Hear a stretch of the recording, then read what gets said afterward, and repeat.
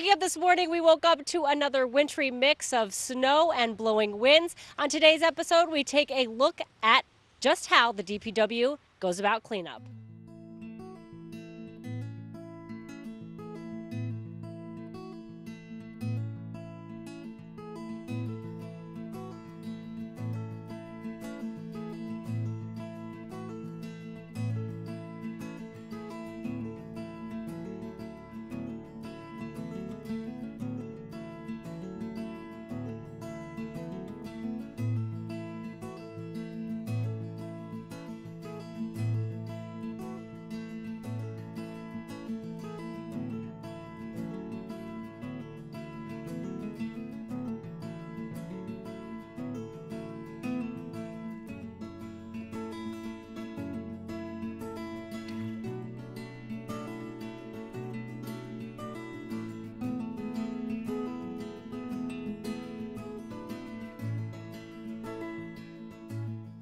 Cleaning up nearly 300 miles of roads after a snowstorm is no easy task. In fact, it takes a team of more than 200 employees and contractors to get the job done. General Foreman P.J. Kelleher mans the snow and ice room, coordinating the effort from the Department of Public Works Highway Division on Route 28. Kelleher says the cleanup effort begins even before the first snowflake falls. What we do is we just kind of keep the radar going and do our best guess as being meteorologists. As to what we see, figuring out whether the snow's here, if it's sleet, what the weather pattern's going to look like, and how long the weather is going to last.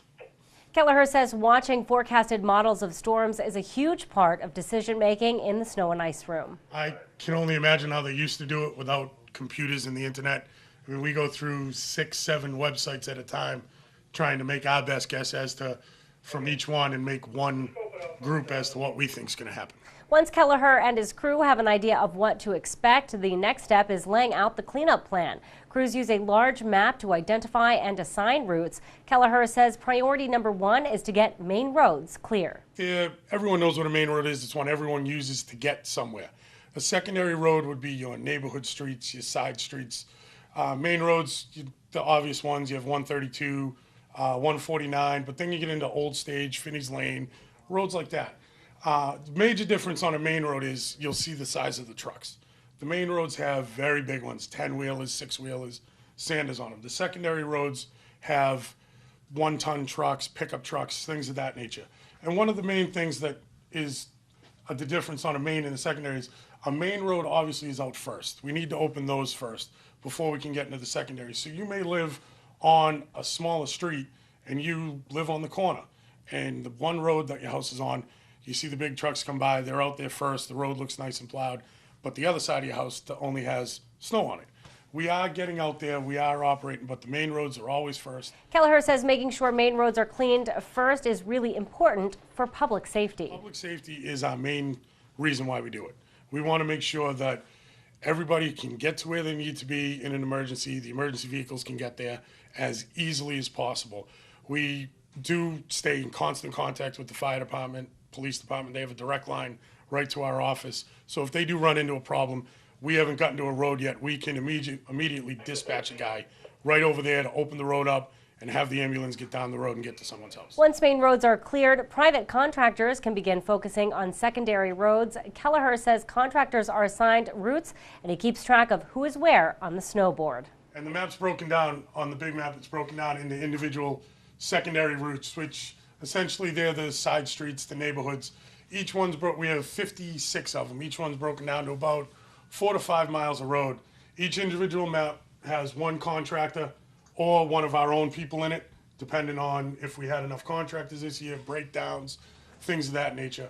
On the side, we keep a list of our main road stuff, just so we can look at the board and know who's here, know who's where, and how we're going to handle and moving people around. It makes it a lot easier with a big picture of it rather than all written down on individual pieces of paper. Kelleher says without the board cleanup would be a nightmare. It helps us know where people are. It's almost like a playbook. We know where everything is.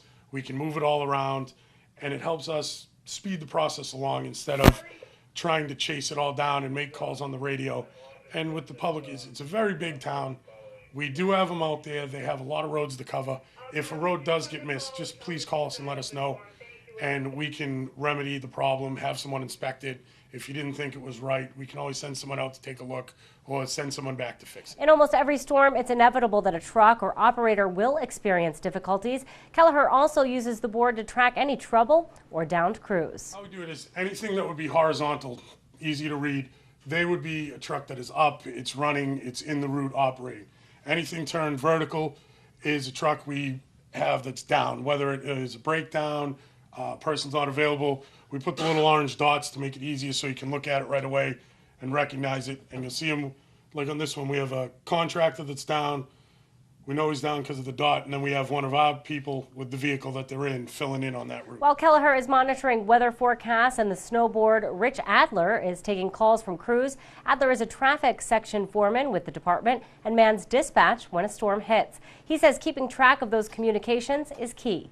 Well, it's a lot of data, counting. We set things up. I have lists for sanding and what materials we put out and when they start, when they finish. I contact the trucks via radio. They let me know when they start and finish. I'm also kind of a facilitator.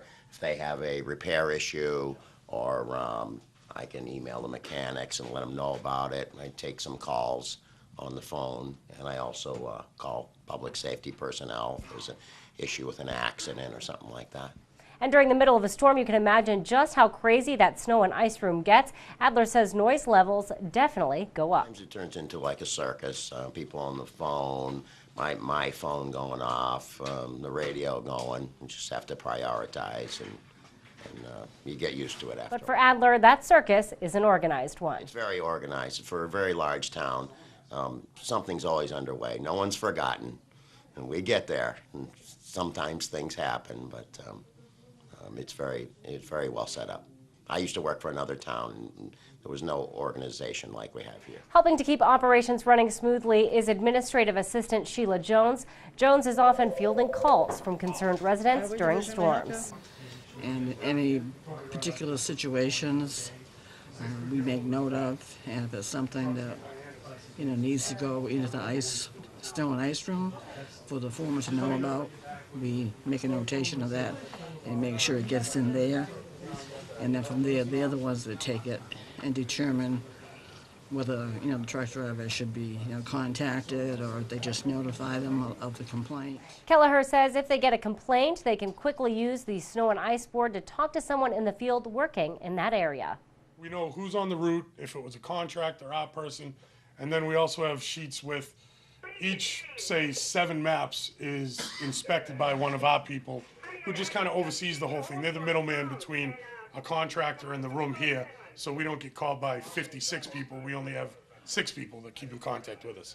And if we know a road's down, we can find it on the map, find out who's in it, and then pass it on to the inspector to have that individual person check the road, or have they been down it, or did they just go down it, or if they have broken down and they're not available to get down. During major storm events, residents can stay up to date on DPW activities online at the town's website or Facebook page.